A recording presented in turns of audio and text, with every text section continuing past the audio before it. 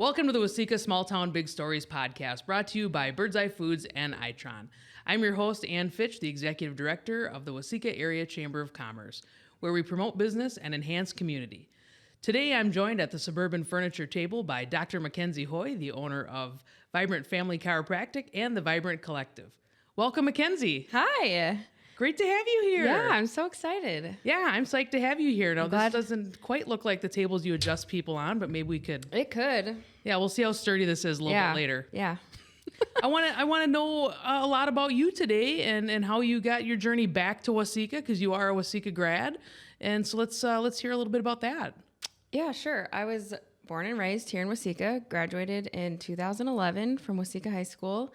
I kind of didn't intend to be a chiropractor, but discovered chiropractic during my undergraduate. What was your original?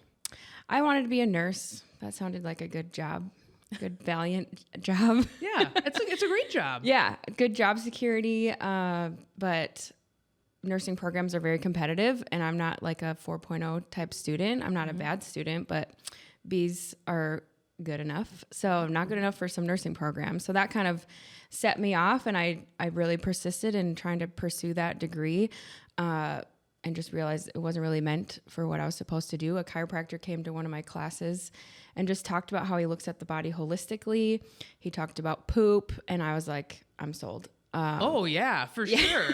For sure. Yeah. No, he talked about how he asks his patients about all of their, you could say, like organ systems. And if they feel fine, but their digestive system is off, then clearly something's still not right. And that was kind of like a light bulb moment. Like, well, yeah, that's not right. Even if you feel okay, you don't have any pain, but you could have some other issues somewhere else, there's still signs of dysfunction in the body. And you can look to the nervous system to correct that. Interesting. I didn't know that B's are not good enough for a nursing. Some are super competitive, and it's only GPA based at the school that I was going to at the time. Yeah. Interesting. Yeah. It doesn't, you could have the best bedside manner, but if you can't ace all your classes, that's what they base it off of.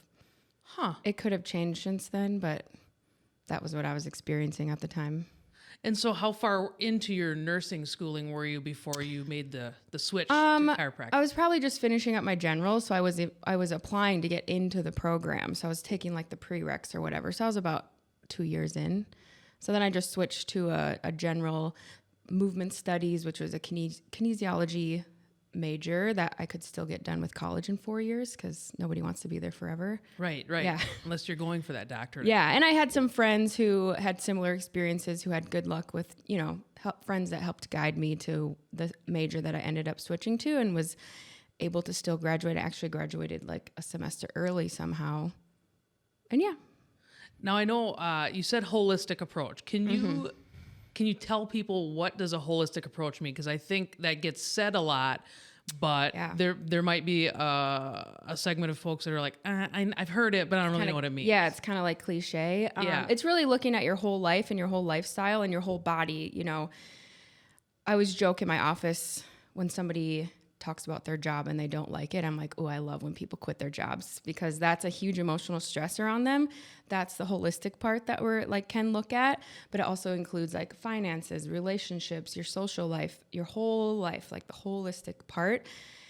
And it can be like physically holistic as well. If you have back pain, it doesn't necessarily mean that the joints and the ligaments are inflamed. It could be your digestive system is angry, causing your back to hurt. That kind of way of looking at things. Just basically putting together the big puzzle. That is really interesting, because, stressors in your life can make you physically be in pain. That's what you're saying? Yeah. Huh. Like, have you heard the expression, like, worrying yourself sick? Yeah. Yeah. Oh, so expressions are actual reality sometimes. Yeah. Wow. Whew. That's kind of deep. Yeah. I didn't know we were going to get that deep this quick. Oh, We're yeah. only about 4 minutes in here, Mackenzie. Holy cow. Yeah. So in your schooling, did you then have to go to like a chiropractic school, or was that in your? No, I would say the other reason why I wanted to continue my schooling was because if I would have graduated with the 4-year degree, I would have just had I could have been like a glorified personal trainer. I didn't want to do anything that I could have gone into. I think like cardiac rehab maybe, or continuing on education. So I shadowed some chiropractors, kept asking questions, did my own research, shadowed a school. First, I shadowed a school in Georgia, which is where I ended up going. They just like really light you up and get you really convicted about the profession of chiropractic. And it gets pretty deep of like the whole health of our whole world, you know, big pharma's involved and like the fight against actually getting people truly healthy versus just supporting this big pharma industry that's just racking up, you know, they're a great business model. But it's not actually for people's health. So I thought maybe I should visit other schools with that before I just visited the one. So I did visit the one in Minnesota here, and that one's really small. I feel like it's conveniently located for people in Minnesota if they want to stay by their family or whatever, but I had nothing holding me here at the time. I did visit the school in Iowa, which is the first chiropractic school. There's 2 or 3 of them now, but I was like, I don't want to move to another cornfield after living my whole life in the Midwest. So I thought, why not go to Georgia? Well, yeah, if you have the opportunity to see something different, go somewhere new, you may as well take that opportunity. Yeah. So I just seized the opportunity. What was it like making that jump from Minnesota to Georgia? I mean, that's the other end of the nation. I was in touch with some girls that were going to school down there from my previous undergrad. One of the girls happened to be, her parents were like buying a house down there. So that was, I think we didn't have like anything set in stone until like July, and I moved there in September. So I'm sure my parents were nervous about where I was actually going to be living, but I was just like, yep, this is going to work out. Drove down there. I packed up my little Chevy Cavalier 2-door, like full to the brim, and just moved down there with, I think I had like $800 in my bank account until those student loans kick in. Right. Right. Yeah. You lived by yourself then? Oh, no, I lived with a house of other students. Oh, okay. Yeah. Okay. Yeah, that would have been a big change living on your own. Yeah, no, we lived in a house. You know, I think having other girls from the Midwest, so we're like, I don't know. It's like we lived in the suburbs, so it was a culture shock in that sense because I kept telling people would always be like, oh, the traffic's so bad there, which like, yeah, there is traffic, but it's like here, you drive 15 minutes to Owatonna. You still drive 15, 20 minutes in the suburbs of Atlanta. You're just going like 5 miles instead of 20. Sure. So it was, I mean, I don't know. I had just started CrossFit that summer, so I found a CrossFit gym and plugged myself into a community. And then classes started like a couple weeks after we moved down there, and we just, got through it. What was your favorite part about living in Georgia? Towards the end of chiropractic school, I kind of took up dog sitting and house sitting. So living in a house with 5 girls, there was a guy living there at one point too, as people are ahead and behind you in the program. So people are moving in and out. And it just got to be a lot. You know, you're sharing like one fridge. We finally got a second fridge for 5 people. And it's like healthy-minded chiropractic students trying to like meal prep, and like the fridge was just like packed full. But so getting out of the house and like staying in these houses that I would house sit for like usually CrossFit friends, like just having that community outside of chiropractic school, that was fun. Yeah.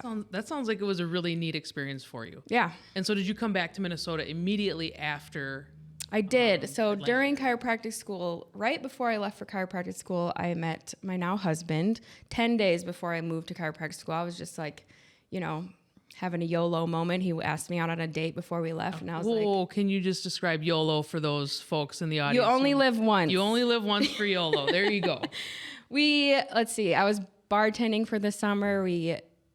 I don't even know how it came about, but I went out to eat with him and didn't think anything would come of it because I was leaving. But yeah, we ended up dating long distance the whole time I was down there. And probably towards the end, again, like with the dog sitting and finding some mentors down there and like deciding what I wanted to do, deciding if you want to work for another chiropractor and potentially make less but have less responsibility, but then also still have these massive student loans and you don't actually get paid that much to pay out, to pay off the student loans, or you're still going to work your ass off and just do it yourself. I kind of thought that route was appealing. Somebody pointed out, if you're close with your family and you don't live close to your family, you're going to spend your time visiting your family, or you can live close to your family and spend your free time visiting other places where you want to visit. So that was kind of like, well, you might as well go home.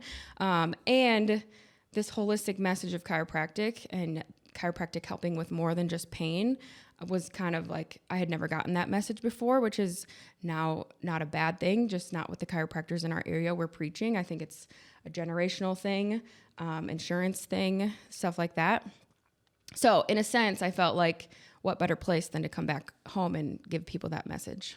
Absolutely. I remember when you came back home and you were excited to join the chamber. Yeah. You got a new little spot in town. Yeah, that was just like something that, again, outside of school, like the school itself is going to teach you how to pass the boards, but the business side of things, you got to do like work outside of class. So there's lots of little business clubs that kind of get you prepared for that or somewhat prepared. So that was just something that like one of the business clubs was like, join your chamber. So I just did that. Club. Yeah.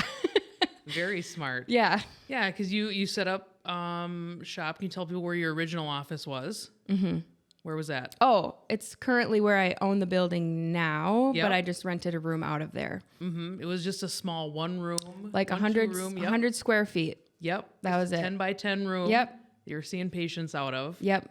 It was perfect. I covered for a doctor on maternity leave who lived in Savage, Minnesota. Like she went on maternity leave like May 1st, and that's when my license was instated or whatever, my chiropractic license. And so for 8 weeks, 3 days of the week, I drove up to Savage and covered for her office. It was pretty cool to watch, see an office that was female ran, only a doctor and a CA, which is a chiropractic assistant. Mm-hmm. So her front desk girl was running everything, and I just showed up to adjust. Granted, it was less people than what I see now, but it was still cool to see that you can make that happen and just see how that's handled with a female doctor who has a baby, which is something that I'll have to, go through someday. Mm-hmm. And then I saw patients here the other 2 days of the week. And just, yeah. And then you moved where? So you moved from your 100 square foot office. 100 square feet to 400 square feet office. Yes. Dr. Hoy. Yeah, we went from one room to 2 rooms and stayed there for about 3.5 years. And then the opportunity arose to go back across the street. The bank said, yeah, for sure, you're showing the numbers to get this loan. And I was like, oh, wow, okay, here we go. Yeah. Yeah. That's a big move. Yeah. Because I'm going to tell your age, but I mean, you're not 30 yet, are you? I just turned 30 this year. Holy cow. Yeah. It's been a lot of fun doing the interviews and these podcasts and these, I would say, super young entrepreneurs. Yeah. Buying buildings, opening businesses. I think that our community should be super proud of the homegrown entrepreneurs that we have here in making these moves and investments in our community, because it's super exciting. Yeah. And our entrepreneurs should be super proud of themselves, such as yourselves, to make these moves. It's really exciting for our community. So congratulations on that. Thank you. When you were going to school, Dr. Hoy, can you talk a little bit about when you had to make those first practice adjustments? Because I would think that that's kind of a scary thing when you are pushing on people's joints and twisting their neck. And I mean, I had my very first adjustment back in, I think, like 1998. It was a little scary as a patient. Yeah. I can only imagine the anxiety as a doctor, like, oh God, I don't want to, Yeah. I don't want to do something wrong. Yeah. And damage someone. So Yeah. talk about that in the learning process. So a couple things that my mentors in chiropractic school told me to get good at if you're going to open on your own is get good at communicating with people and get good at adjusting. So selfishly, I went on a few mission trips, not selfishly also, because it's like serving an area that doesn't have access to chiropractic, but I went on 2 mission trips to just get the repetitions. And you just learn a lot on those types of trips. But I managed to find a mentor like that I was able to follow all through chiropractic school. I feel like sometimes you might just like pop around to different offices, understandably, because you like are going through this growth process. But I was able to find a doctor, which ended up being 3 doctors because they all worked in the same office, but I met her through CrossFit, and just kind of followed them, and like I liked their style, and we just had good rapport. So the last like 6 months, and like the training to learn to adjust is half of the amount of chiropractic school, probably more, like depending on who you ask. You start right away, like in your first year, just learning how to palpate and learning the anatomy. And What's just palpate? Feeling, like Okay. palpating, feeling the joints in the bones. But you start like in the hips and low back, and you're just feeling those landmarks, I guess. You'll get tested on like, feel this person's L5, and then you got to mark it, and then the teacher goes and checks it, and if you get it wrong, then or whatever. So you thoroughly understand the biomechanics and the anatomy before you put in a force into the body. Then you start in student clinic, which is like you have a student as your patient, another student who's younger in the school program than you, and then the doctor, like the teachers, oversee everything that you're doing. They watch you. It's in a big open room of like tables, and all these students are there with their student patients. So that's about 2 quarters is what our school was laid out as. Some schools are trimesters. And then you go to outpatient clinic, which is still overseen by, like the whole thing is overseen by doctors, but you're getting people from the community, and they're, I guess, they get cheaper chiropractic visits by coming to see the students. Kind of like a dental school. Yeah, yeah. Dental work. So you're getting practiced on. Again, you I think you're with the patient without the doctor. You have your findings, and then you go get the doctor, like the teacher. They come in with you, and they watch you deliver the adjustment. And then your last 6 months is kind of like your residency, you could say, and you have to achieve a certain number of adjustments each like quarter that you're in. So there's a whole thing laid out.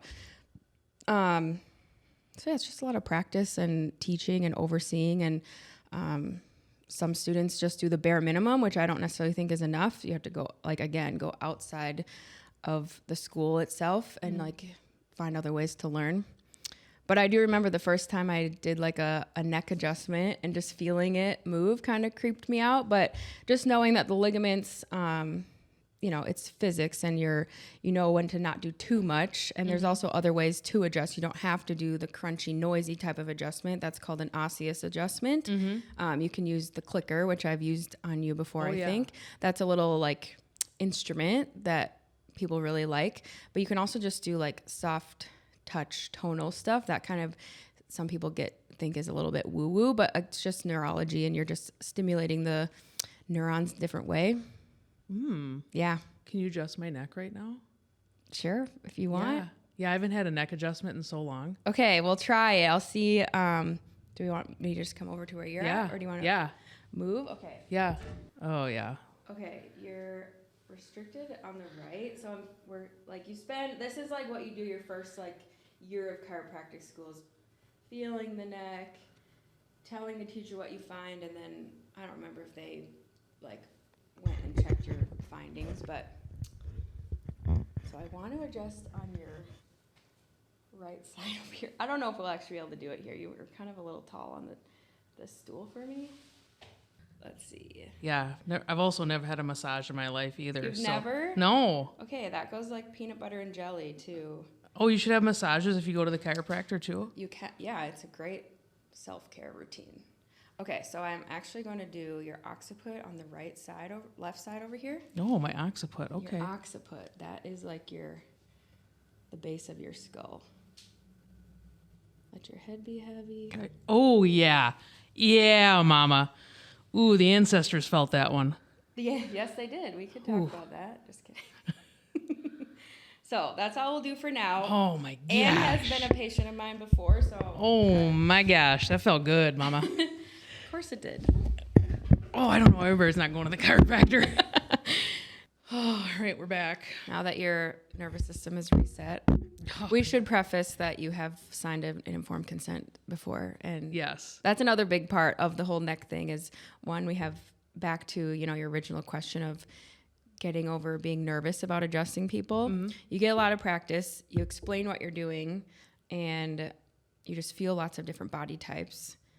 They sign the informed consent, and you have malpractice. And malpractice for chiropractors is like significantly cheaper than medical doctors. Just to put into perspective, some people, insurance is insurance. So it just shows that there's way less of a risk for getting adjusted. You know what's crazy is I feel much better on this side, and it's noticeably different. Hell yeah, you do. Like this is noticeably like tenser. Yeah, over here. You're jacked. Just That's why you need to come in and get the rest finished. Oh my gosh.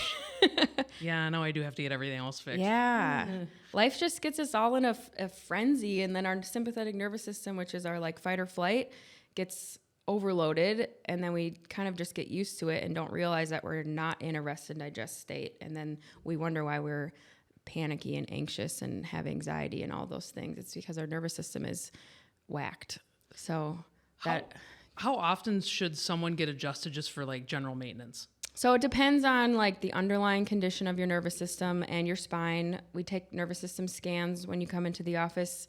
It's a way for us to get objective findings, kind of like when you run it, to see the speed of the Wi-Fi, like do an internet speed test. We could talk about speeding up your Wi-Fi, but if we don't have anything to like track point A to point B to see if we actually made it faster, we're just blowing smoke up your butt. So it depends on how whacked and how hot of a mess your system is, really. If you're more hot of a mess, you're going to need more work to begin with. But once you get to more of a, we call it lifestyle care because it just goes with the intensity of your lifestyle. So based on research, about 2 weeks is how long it takes for scar tissue to appear on a joint when it's been not moving well. So who knows how long that up there hasn't been moving well and how long the rest of your body hasn't had great movement, for example. So we bare minimum, like 2 weeks is a general rule, but we have people all over the board. Like I get adjusted weekly if I can. Last week I was on vacation, so I didn't get adjusted, but it's like almost I've been doing a lot of insurance talk lately because I don't know if you noticed, we got a new roof in our building, but it's like a premium you're putting down every time you get adjusted. You're just investing in yourself, and it pays off in the long run, which I don't think people realize about chiropractic and how your body works. It's just the neurology is constantly changing. So if you have a jacked up nervous system and you experience a bunch of stress, your body's not going to react well to it. But if you've been investing in it and giving it care and helping it be more resilient and adaptable, that stress comes at you again, and you're able to adapt to it and move on efficiently and more quickly. It's so interesting on what, as I like to call it, a snap and a crack can do for your entire body. Yeah. Because I feel really good right here. It's amazing. Yeah. Since you've been back in Waseca, talk about what have you been doing? Like outside of your office, what has Mackenzie Hoy been doing? Just trying to figure out work-life balance. Like I still feel like I'm in that. I would love to eventually hire another doctor, which I think now that we're in a bigger space and have the physical room to have another doctor, no longer in like 400 square feet.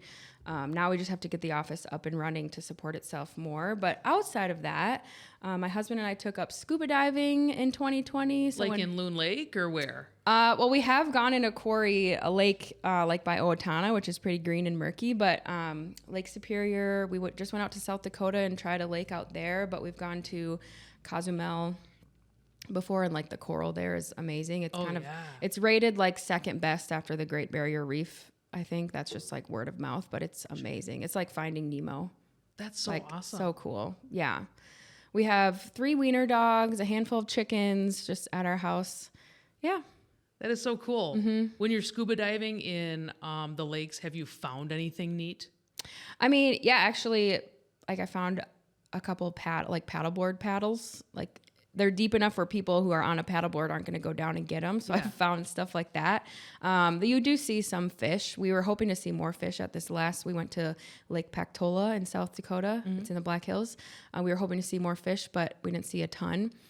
Just the clarity of the water is really cool. I just like how grounding the water is. I could just swim around all day. Yeah, I bet. Yeah. Do people ever just kind of look at you like, what are you doing scuba diving in just a lake in the Midwest?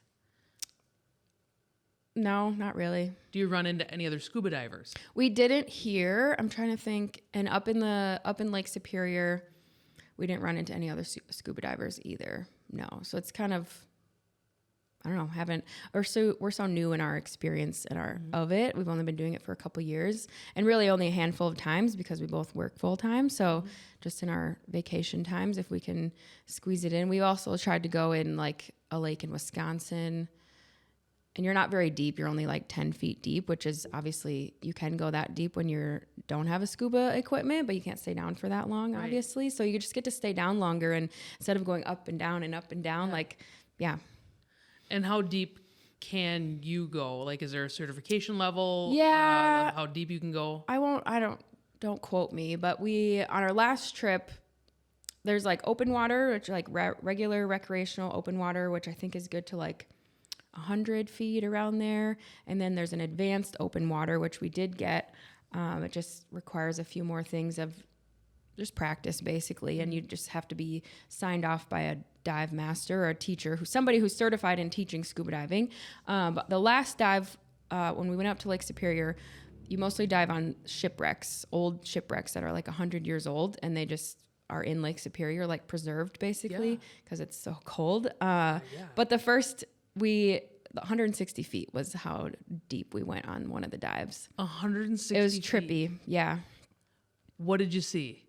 These big engines that are like 20 feet tall. I don't know much about engines. They're just like gears and look like wagon wheels and stuff down there. That'd be kind of cool though. It is cool. And like I said, trippy because you're like, you do get kind of anxious. You got to like talk yourself through it. There is a thing called like, what do they say? You get narked. Like if there is a thing where you go deep enough and how the gases are processing in your body, you can kind of feel drunk a little bit. So really? Yeah. And so is there someone up on surface? Yes. That is like communicating with you?